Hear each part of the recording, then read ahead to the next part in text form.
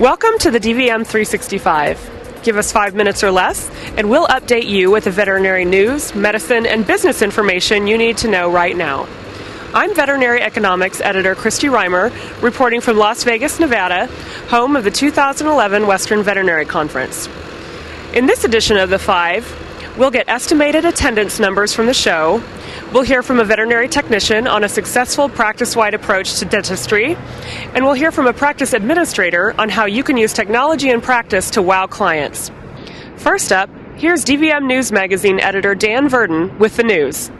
The Western Veterinary Conference is billed as the largest veterinary medicine meeting in the world, and while attendance figures haven't been finalized, it's estimated that some 13,000 total attendees were expected at the Las Vegas meeting, and that includes some 6,000 veterinarians from 30 countries. Headlining the conference this year was motivational speaker Gary Zaleski, who asked veterinarians whether or not they were living their passion. His point is that veterinarians can find greater satisfaction in life and in career if they follow what he calls 5 passion principles. They include concepts like modeling behavior and mentoring, focusing on people through communication, offering affection through verbal praise, and reminding yourself that you're your own worst critic. On the other side of the spectrum, the Western Veterinary Conference also hosted a number of practice management talks devoted to preventing and dealing with skirmishes in the workplace. In fact, marketing expert Karen Gavser says you can't stop fights, but you can build a culture and create ways to effectively deal with scrapes among colleagues and hospital staff.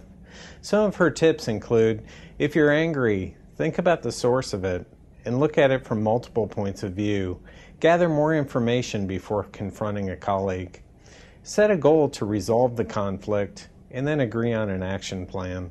Other sessions slated for the rest of the conference include the debut of a pet food early warning surveillance system, an update on controlled substance regulations, and a session from the National Commission of Veterinary Economic Issues on ways to drive veterinary visits.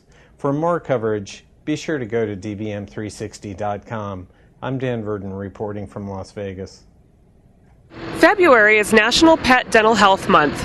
At WVC, we managed to catch up with technician Mary Berg, who had this advice for practitioners who are looking to implement a full-scale, team-wide approach to dentistry in their own practices.